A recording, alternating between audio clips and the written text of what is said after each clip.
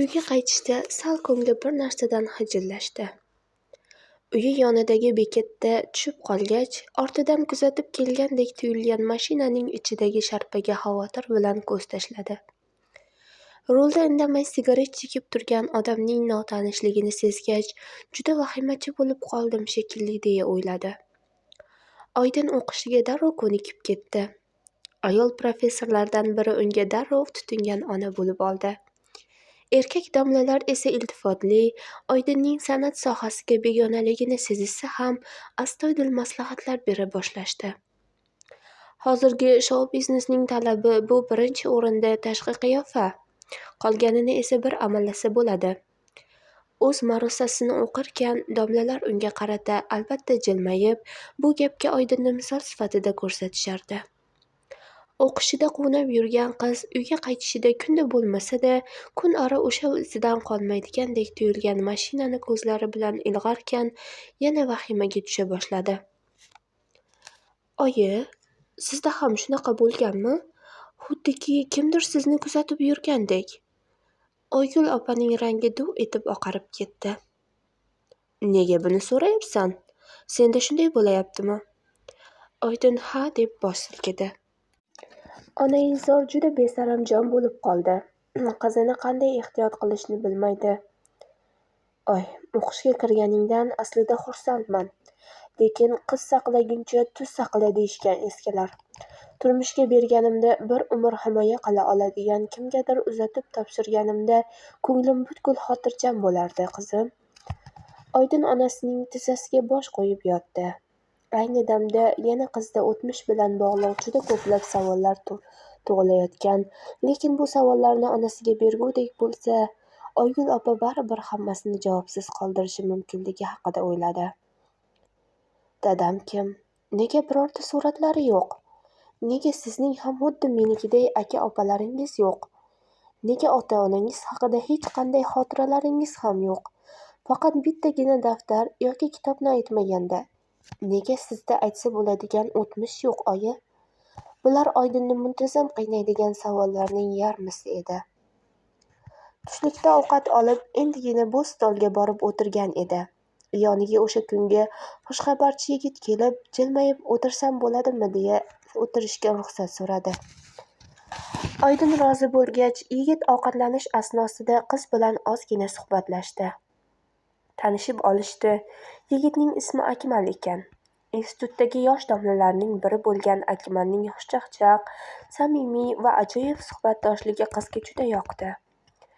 Tamaddi vaqti tugagach, Akmal bugun uyingizga kuzatib qo'ysam bo'ladimi deb undan ruxsat so'radi. Qiz ijobiy javob kutib kulib turgan bu chehraga qarab, bugun darsim cho'zilishi mumkin, kutib qolasiz, yaxshisi keyingi safar deb o'rnidan qo'zg'oldi. Oxirgi darsdan so'ng chiqish yo'lagida o'zini kutib turgan Akmalga ko'zi tusharkan, hayron bo'ldi. Uzr, bugundan kechiktirmoqchi emasman. Biz uchun har soniya g'animat, dedi o'ylaganini darrov aytdi degan yigit. Birgalashib institutdan chiqishdi. Yigit Oydinning uy manzilini so'rab olib, qo'l ko'tarib taksi to'xtatdi. Yo'l bo'yi yanada yaqindan tanishib olishdi. Yigit unga nisbatan bee'tibor emasligi to'g'risida tortinmay, shama qilib o'tib ketdi. Bekatlarida tusharkan, yigit yana qancha piyoda yurasiz deb so'radi. U esa shundoq bekat tepasidagi ko'p qavatli uyni imlab ko'rsatdi. Darrov yetib kelibmiz-da, yana ozgina birga sayr qilsak bo'lardi. Oydin uyda onasi kutib qolganini aytib, yigit bilan kulishib xayrlashgancha uyiga oshiqdi.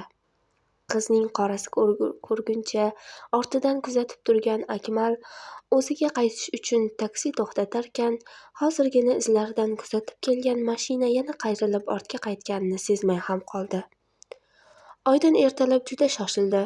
Nonushtani chala qilib, sumkasini qo'lga olgancha Oygul opa ortidan tanbeh berdi. Shoshilmasdan choyingni oxirigacha ichsang bo'lardi. Oxirgi paytlar oyog'ingni qo'lingga olib shoshganing shoshgan. Ko'chaga chiqib mashina to'xtatish uchun qo'l ko'tardi. Marshrutkaga endi ulgurmaydi. Muyulishda turgan oq mashina oyoqlari ostiga kelib to'xtadi. Yo'lkarani kelishlari bilan Oydin mashinaga chiqib o'tirdi. Salgina yurgandan so'ng mashina negadir sekinlasha boshlaganini sezib, qiz hayratlandi. Orqadagi mashinaga ko'zi tusharkan, uning ko'zlari katta-katta bo'lib ketdi. Bu o'sha o'zini kuzatib yurgandek tuyuladigan, ichida notanish odam o'tiradigan ko'kimtir tusli mashina edi. U yog'i esa ko'z ochib yumguncha sodir bo'ldi. Orqadagi mashinadan juda tez suratda tushgan Narimon qiz o'tirgan mashinaning eshiklarini yulqib ochdi.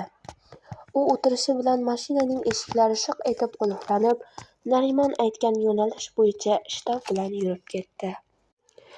Oygul opa soatga termulib, vaqt o'tgani sari vahimaga tushib borardi. Mana, qaytadigan vaqtidan ham o'tib ketdi. Qizidan darak yo'q. Oydinning kuni kecha aytgan gaplari yuragida vahima uyg'otgan. Nima deyishni, qanday uni ehtiyot qilishni yo'lini bilolmay yolg'izligiga qo'ygandi. Dunyoga kelibdiki, o'zini Roza xolaning qo'llarida ko'rdi. Bo'ylari uzun, qoshlari va ko'zlari olovdek yonib turgan, ko'pincha bo'yniga qavat-qavat shoda taqqan chiroyli ayol Oyxon deganlari aslida haqiqiy tuqqan onasi ekanligini 6 yosh bo'lganidagina bildi. Onasining qo'llarida ko'pincha 4 burchak jamadon bo'lar, shishirilgan sochlari, chap ko'zidagi qop-qora holi, chiroyli kiyimlari va ba'zan qo'llaridagi chiroyli qo'lqopchasi Oygul uchun uni yanayam sirli ayoldek ko'rsatardi. U har kelganida stol yonidagi dumaloq kursida o'tirar, uzoqdan Oygulga jiddiy nigohlari bilan tikilib qarab, 6 yoshli qizchaning u tomonga qadam qo'yib borishiga qo'ymas. O'sha mixlab qo'ygudek bo'lgan o'tkir nigohlar sabab Oygulning bunga jur'ati yetmasdi. Bu olifta ayolni hovliga chiqib, yonboshdagi darcha ortidan kuzatish ko'proq qizcha uchun qulayroq edi. Ketish oldidan onasi Roza xolasiga qizg'ish pullardan 2-3 dona uzatar, ko'cha eshik yoniga borganda ortiga qayrilib daraxt tagidagi o'ziga tikilib turgan qiziga bir qarab qo'yar, ana shundan keyingina eshik zulfini qo'l cho'zardi. Roza xola Oygulni juda yaxshi ko'rardi. Hamma so'ragan ertagini bajonidil aytib beradigan bu ayol ko'pincha onasi haqidagi savollarni eshitib-eshitmaslikka olardi. Kunlardan bir kuni onasi yana keldi. Negadir o'zi yurib, yoniga keldi. Engashib o'tirgancha ko'zlarining har biriga alohida-alohida qaradi. Qoshlariga tushib turgan sochini uzun barmoqlarida bir chetga surib, peshonasini ochib qo'ydi. O'sha paytda uning qo'llarida qo'lqopi yo'q edi, lekin bu qo'llar Oygulga tekkanida qizchaga judayam sovuqdek tuyulib ketdi. "Men bilan ketishni istaysanmi?" U esa bosh chayqab yo'q dedi.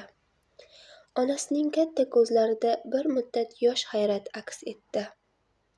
Keyin shaxt bilan o'rnidan turib nari ketdi. Maktabga chiqqanidan so'ng bu taxlit uchrashuvlar ancha kamaydi. Ko'pincha eski maktab yonida Oygul uzoqdan qarab turgan onasini ko'rib qolar, masofa uzoq bo'lsa ham uning o'tkir nigohlari qizni bir muddat o'ynab turgan o'yinidan ham chalg'itib qo'yardi. Oygul 12ga kirganida onasi bilan yana Roza xolanikida ko'rishdi. Bu safar oyisi unga bir kichkinagina tugunni tutkazdi. "Bu oyimdan qolgan narsalar. Ularni ehtiyot qil. Endi ular senda turadi. Qo'lingdan kelsa meni kechir qizim", deb qattiq quchoqladi. U ketganidan so'ng tugunni ochdi. Unda qandaydir kitob, turli taqinchoqlar, qadimgi zebigardon va 5-6 ta oyisining Moskvada tushgan suratlari bor edi. Shundan keyin onasini qaytib ko'rmadi. Anchadan keyin esiga tushib, Roza xoladan bir so'raganida onang o'lgan deb aytdilar. Oygul keyinchalik ham bu voqeaning tafsilotlarini to'liq bilolmadi, chunki Roza xolasining oyisi haqida gap ketganida xafa bo'lib qolishini sezardi. 24 yoshida Oygulning hayotida hozir eslasa ham qayta titroq turadigan mudhish voqea sodir bo'ldi. Qo'li uzun, korchollardan birining shogirdi Fabrikadan uyga qaytayotgan qizni mashinaga bosib olib qochib ketdi. Zulmat xonada Oygulning aslida o'zi bir siqimgina bo'lgan baxtli kunlariga ham yakun yasaldi.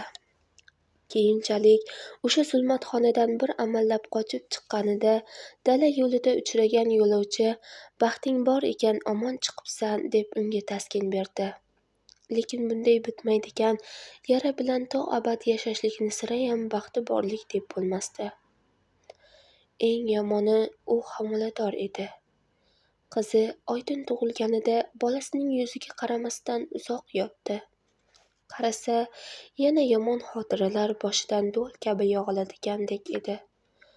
Roza xola ana shunda onasi haqida bir bo'lakkina haqiqatni gapirdi. Men keksaydim. Onangdek sen ham bolangdan yuz o'girma. Yana boshqa Oygulni tarbiyalab, unga ona bo'lishga endi umrim yetmaydi. Qara, bu qanday chiroyli qiz, xuddi o'zingdek.